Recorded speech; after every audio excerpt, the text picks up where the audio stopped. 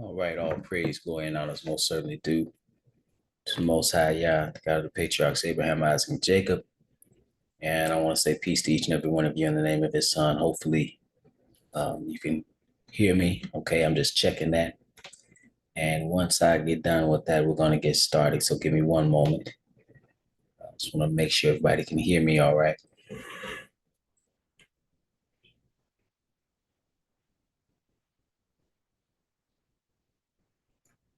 Okay, so I guess everybody can hear me. So with that being said, again, welcome. Um, it's always a blessing to come before you to bring a message. And this message is somewhat political, and it is pertaining to the obviously the biggest political show on earth, like a circus, is the American uh, political process that we're endeavoring in regard to the president. And so now I really don't put my stock, not really, I absolutely don't put my stock in politics. But one thing I find disturbing is, quite frankly, believers who are supporting someone based on their gender, if you will. So I'm seeing a number of sisters who are, when I say sisters, I mean in the word, not in my congregation in particular, but just, you go on social media and you see what's going on. And a lot of sisters are supporting Kamala Harris. Now, I find that to be disturbing because I have to ask the question, what are you reading? I understand a Christian, I understand a feminist, I even understand these silly male Negroes that are pandering to women and saying you better vote for her because your mama's black, your sister's black. Whether she's black or not, I'm not even gonna get into that. But on policy alone, that's enough not to vote for this individual. And so that's what I'm gonna deal with today. Um, just being ignorant. I wanna so give me a moment here, get so we can get started. Okay. So again, so should uh-oh. Let's see. So the question is, should believers be for Kamala Harris? Okay, that's the question. Give me a moment here because my screen is telling me one thing. I want to make sure that you can see it. Not sure why.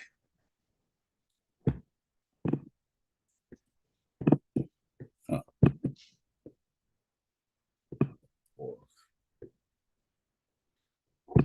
One thing is, let's see.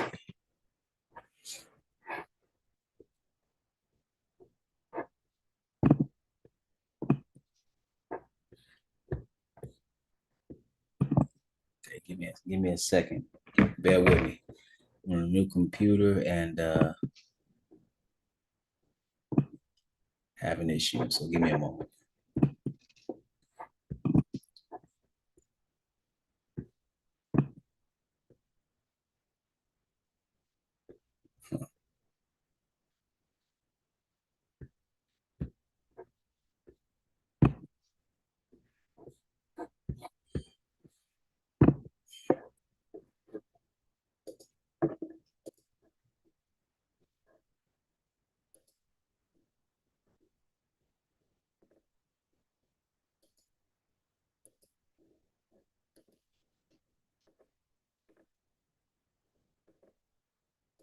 Okay.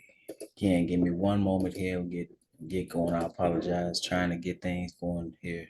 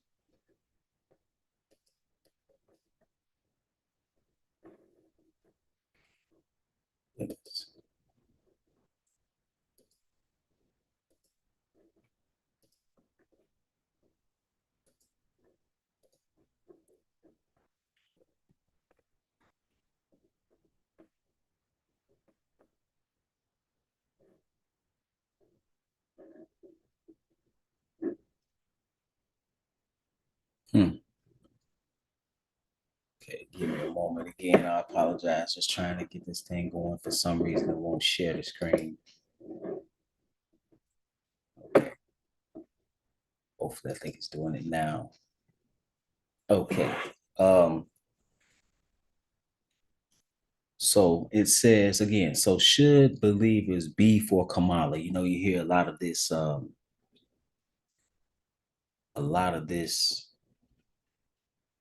rhetoric. I'm for Kamala. You know, that's what you hear. I'm for Kamala. I'm hearing sisters that I ain't about just, I'm just talking about us that are lost in the sauce. I'm talking about those who are supposed to know. I guess they lost in the sauce too.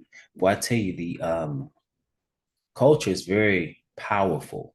And so you can be reading the Bible and then fall into the same nonsense that you fell into when you were in the world. So I just want to go over some of her policies and her beliefs. But before I go in that, let's look at this. Now, this is what El Haj Malik El Shabazz said about Black people. Now, this is from an article. I got this from the Washington Examiner, I believe. But this is a quote he said. I'm reading it. This is from the article. It says, yet Democrats said Malcolm X failed to deliver on a promised and much anticipated new civil rights bill, knowing the party could still count on their blind support in the next election. See, you can't get something for nothing unless you're talking about Negroes and the Democratic Party. He said, you put them first, said Malcolm X, and they put you last because you're a Trump. You're a chump, a political chump.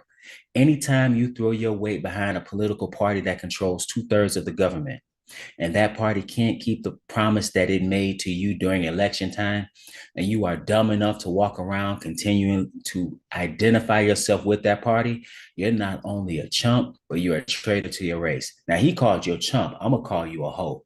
I think you're political whores. And when I say that, I'm not talking about the system. I'm talking about our people in general.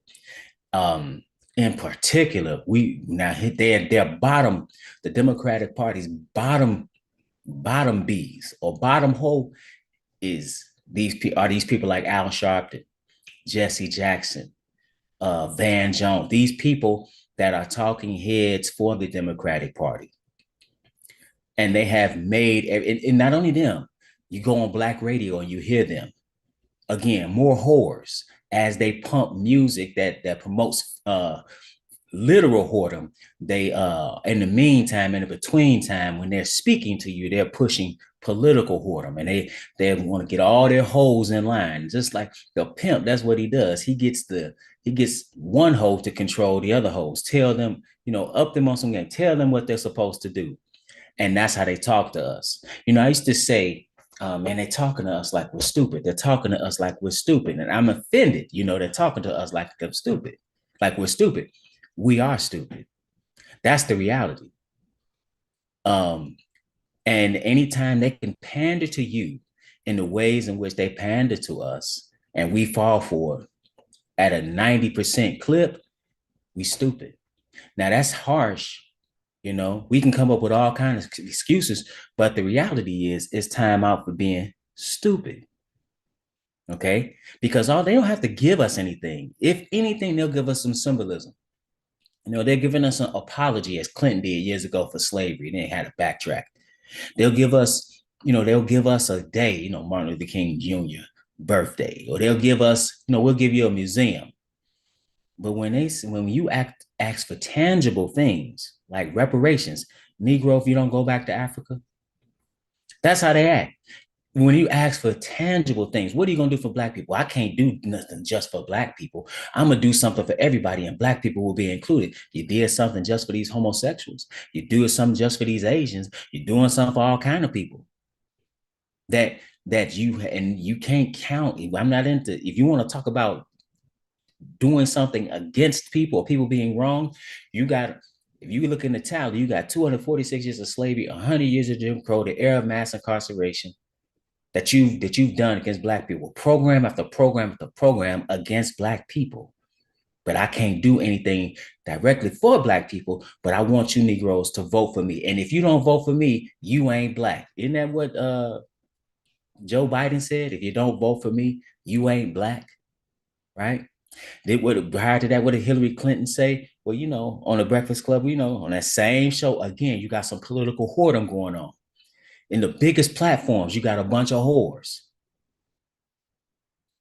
You got what did Hillary Clinton pander to us and say? Well, I always keep hot sauce in my purse. What of her husband, the first black president, Bill Clinton, got on our Senior Hall show and started playing the saxophone, and Negroes went crazy. Negroes tend to forget, when you still ain't had a actual black president, but that's beside the point. But Bill Clinton was the first honorary black president of the United States. Negroes loved Bill Clinton, even despite the fact that he, as a Democrat, pushed policies that locked up generations, plural, of black people. People voted for Joseph Biden this time, despite the fact that he helped to co-author the crime bill, despite the fact that he's a Dixiecrat, despite the fact that he hasn't done anything to help you, despite the fact that he is just he has exhibited incompetence. People are still going to support him. But now you got Kamala Harris, and now all of a sudden, it's ironic people talk about justice and voting. That woman didn't get any votes, but now all of a sudden she's the candidate. Again, they're treating you like whores. And black people are going to be acting like some whores. And here we go. So now, fair use, please, fair use. I have to play this. I want to say this again, fair usage. This is for educational purposes. So now is this your queen? This is your queen here with a big old leaf of some greens. She's going to make some greens. Now, if there was ever pandering, pay attention. So I know how to make a mean pot of greens. In fact, people used to ask me to make greens for them for Christmas. One year, I had so many that I had to wash, and we ended up washing them in the bathtub. So I am not playing around. So what you got? So hold on. So let me stop you right there. Let me say something to you. Anytime you put your food in the same place where you put your nasty behind, you should be disqualified from cooking any dinner, let alone you talking about you're going to run the presidency or you're going to run the country. But the pandering is out of control. Isn't this the same one talking about she was listening to Tupac? In the same one, she find up some weed and smoking it because she wants to pander to you. Even her own father, who is from Jamaica, said, the racial identity politics is disgraceful. He was talking about her. Look it up. That's just pandering. So again, I'm not telling you to vote for these people, but when I see people in the truth talking about who they specifically, these are sisters, because she's a woman, this is a problem. So let's look at her record. So in regard to life, I know I sound like a broken record when it comes to abortion. What I don't want on my record, that you didn't speak up for the ones that cannot speak. I'm gonna keep talking about it. So now, in regard to life, Kamala Harris is the first vice president to ever make an official visit to an abortion clinic. In 2024, Harris toured a Planned Parenthood in Minnesota, one of the biggest killers of Black people. Have killed more. You can't even compare the killings of Black people by Planned Parenthood in relation to the Ku Klux Klan. She praised the clinic workers for providing, quote unquote, true leadership and helping people to have the health care they need. That is not health care. But when they will call one thing, the killing of a child, health care, man, we are in a brave new world. We are in a 1984. When I say 1984, I'm referring to the book. We just been duped and been deceived, and it is frightening to hear people when they speak, because all we get all day long is logical fallacies, flawed logic. They give us nonsense news in the media, and then that's the information they hear. People don't know how to decipher and process information, so they hear bad logic all day long, and then they go out into the world, and so you can call having an abortion healthcare. It's ridiculous. Even the idea of being pro-choice, just say pro-murder. But nevertheless, in 2020, Harris affirmed her position to the Hyde Amendment, which prevents the use of federal funds for abortion procedures, flouting years of bipartisan consensus around the policy. She was also co-sponsor for the Women's Health Protection Act, which would have prevented all restrictions on abortion procedures. Additionally, in her role as Attorney General, she was a proud proponent of California's Reproductive Fact Act, which forced pro-life clinics to offer information to pregnant mothers about getting an abortion. Referring to herself as a co-sponsor of the legislation, she thanked Governor Jerry Brown for his work in passing the law. Pro-life advocates challenged the law all the way to the Supreme Court, where the court ruled that it violated the free speech convictions of the resource centers in NIFLA versus Becerra. This is marriage and sexuality. In 2010, Harris refused to defend a constitutional amendment passed in California by California voters, which restricted marriage to only those between a man and a woman. Because she refused to defend it in her role as Attorney General, it was left to supporters to mount a legal defense. In February 2013, Harris argued in an amicus brief opposing the bill that the legislation was unconstitutional and that its supporters should not be allowed to defend it in court. The Supreme Court ruled in a 5-4 decision that the defenders of the bill did not have the legal standing to defend it in federal court. The bill was later overturned.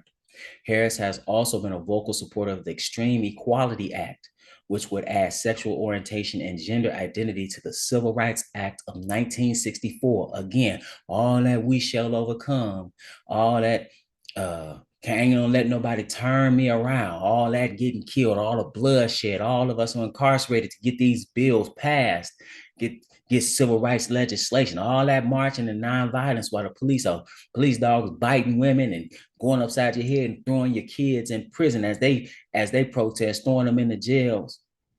Now you got a woman who's gonna make you some collard greens that were washed in her dirty ass bathtub, that she gonna tell you that this should be added to the Civil Rights Act of 1964. Again, wake up. Harris has also been a vocal supporter of the Extreme Equality Act, which would add sexual orientation and gender identity to the Civil Rights Act of 1964, and has been viewed as the most serious threat to religious liberty to ever be considered in Congress. So, speaking of religious liberty, in 2019, then Senator Harris sponsored the Do No Harm Act, which would have limited the application of the Religious Freedom Restoration Act. The introduced legislation would have prevented appeals to RFRA by religious individuals in instances including appealing anti-discrimination legislation, which would include sexual orientation and gender identity laws, and the provision of healthcare services, which would include abortion procedures or the provision of abortifacient contraception. Though the law was not passed, it highlights just one of Harris's attempts to curtail religious liberty protections. So go back a little bit. So she just posted this not that long ago. She said this morning, more than 1.5 million women in Iowa woke up with fewer rights than they had last night because of another Trump abortion ban. In November, we will stop Trump's extreme abortion bans at the ballot box. So if she is elected, what does that mean? More women are going to have abortions, which means more babies will be killed. Now, this is the number of abortions I always talk about. When the cup of iniquity reaches its brim, just today alone, you had over 2,000 abortions. United States this year, you had 528,000.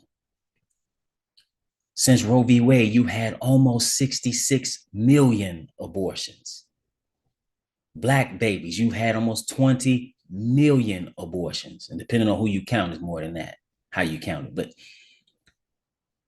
all these abortions, notice what it says here. U.S. this year due to rape or incest, 5,000. But you have 528,000. Because I read that because people say, well, it's about protecting a woman, even when she gets what about abortion and rape? They're not getting abortions because of that. Now, she talked about these bans, with the president. I didn't agree with that. He said, well, leave it up to the states. See, some fights you got to fight, but they trying to win a political battle. So they'll capitulate to things. I'm talking about Trump now. That's why I don't put my stock in any of these people. So we'll just leave it up to the states, leave it up to the states. Okay, you leave it up to the states. Despite bans in some states, more than 1 million abortions were provided in 2023. You had more abortions the year after Roe v. Wade was overturned than you did before Roe v. Wade was overturned. And again, this is when you look at why women are having abortions. 1% are for rape, less than 1% for incest. Why are they having it? If you look at the reasons or percentages of why women are getting abortions, and they basically the same. Nothing's really changed for the most part. Why having a baby would dramatically change my life. Not convenient. When you was laid up in a pretzel, your legs open, you didn't have a problem. What you think was gonna happen? See, this is about abortion being a form of birth control. You want to talk about your body, your choice. The body in your body is is distinct from you. And almost in every case, it is a consequence of you making a decision to have sex. Because that's what happens. That's what happens. I always say, talking about, my body, my choice, and you upset or thinking about, I can't believe I got pregnant, and you want to terminate the baby. That's like you jumping out the window and mad you hit the ground. You're engaged in an act that can definitely bring that about. That's the ultimate purpose of it. That is the objective of it. 1 in 4 US women expected to have an abortion in their lifetime. This is where we're at. That's why I said we're in a morally defunct society.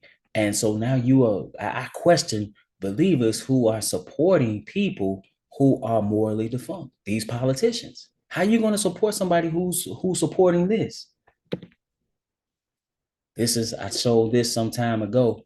This is on MSNBC, where the host said we need an underground railroad for women seeking abortion freedom. Man, that's why I said, man, a mind is a terrible thing to waste. If you can compare women wanting to kill their children to people that were trying to escape the South and nobody call you on your nonsense, it speaks to the moral decay of the country and the stupidity of the people watching these terrible news shows. And these so-called journalists are doing the country a disservice in being, again, they are some whores. And when I say they are whores, they are journalistic whores. They are whores for the vaccine producers. They're whores for their sponsors. They will tell you they're whores for a political party. They are whores for the ones that are really running this country and using them to promote propaganda for the people. As Zbigniew Brzezinski's daughter, I'm paraphrasing, it's our job to tell you what to think. I thought a journalist's job was to inform you to the best of their ability concerning what is going on and leave the decision in your hands. But no, they want to tell you what to think. Now, this is Kamala Harris here.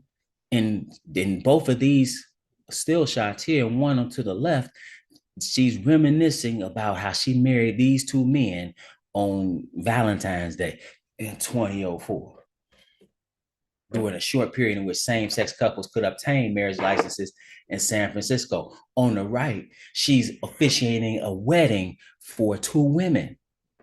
But again, this is not rocket science.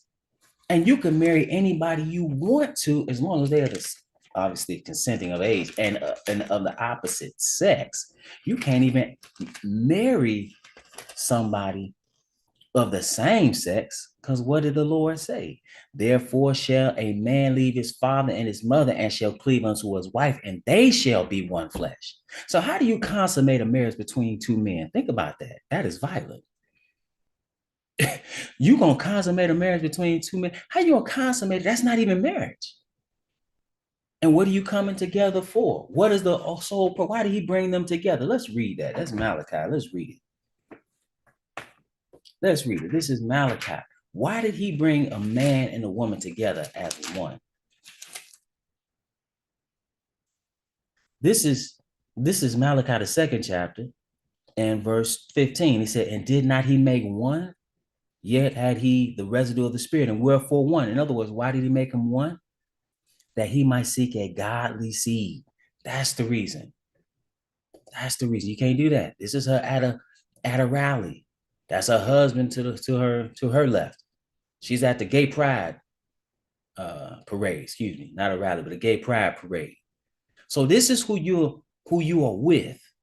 And I'm talking to believers. Again, I understand people that are lost and people that are in the world, but how is it that believers, particularly these sisters, I have to question you. How are you supporting this woman? How are you putting this on your Facebook? Well, I ain't got nobody to vote for. I'm gonna vote for Kamala. How? And I'm not telling you to vote at all. I'm saying, how do you support somebody who supports same-sex marriage, who supports abortion? How do you do that? What are you reading? Madam Vice I'm not gonna play this, but this is her. Now you see, this is the president of the Republic of Ghana, and she is representing the United States. This is her as VP, and they asked her a question about LGBTQ plus rights while in Ghana. They asked her about these other nations in Africa that have anti LGBTQ laws, as they are called, because the United States for years has put pressure on these countries. Man, who are you to tell these countries how they should operate? Just because you have a degenerate culture and some degenerate moral decadent laws in your own country, you use your power to pressure poorer or weaker countries to capitulate to your immorality. And why do you want to do that? Because it makes you weaker. Same reason you want to promote abortion. Same reason you want to promote quote unquote family planning. They're not really promoting true family planning in a responsible way or in a logical way. They are promoting this so you become weaker. The less of you, the more they can take from you. That's what they're doing. That's what they've been doing. Why would you trust these people? But here she is advocating for these so-called rights in somebody else's country. This is her being, let me go back a bit, advocates for trans equality. They endorse her. Why would you endorse her? This is now again, to Black women in general, now I'm speaking now. So all of a sudden now you got in 5 minutes, because I'm hearing a lot of stuff. I hear what is again, I hear silly Negroes. Well, she Black, your mama Black, your sister Black, you better vote for her. They shaming Black men. You ain't gonna get nothing from the Democratic Party at all, but a kick in the rear end. But then all of a sudden, you got Black women, 44,000 Black women, all of a sudden get on the phone. See, they be on code and get $1.5 million for Kamala Harris in 3 hours. We were ready. We were ready. And she gonna support abortion, supporting same-sex marriage. It's a travesty. But again, Malcolm said we're political chumps. Now here, you got some of these women who are, again, supporters of the Democratic Party. And here, this same journalist who was talking about the Underground Railroad got these sisters. Now, all these black women have felt for the biggest okie doke in the world. Because what at the base root of this is feminism. And see, I'm again speaking to believers. The lost are lost, but believers, how are you going to vote for this woman just because she's a woman? Feminism is not a biblical principle. Patriarchy is. But so you're going to get all on code as women. We missed out on Hillary. Now we want to get it. But you are morally defunct. Morally defunct. But all these women can get together in 5 seconds and raise all this money. I'm not going to get off into, I can get off into other things, but I just wanted to point some things out and encourage you not to be a political chump. Better yet, don't be a political whore. Why would you, as a believer, support? Why would you support? This is her and a queer, what is this queer eye? She meeting with them. This is nonsense.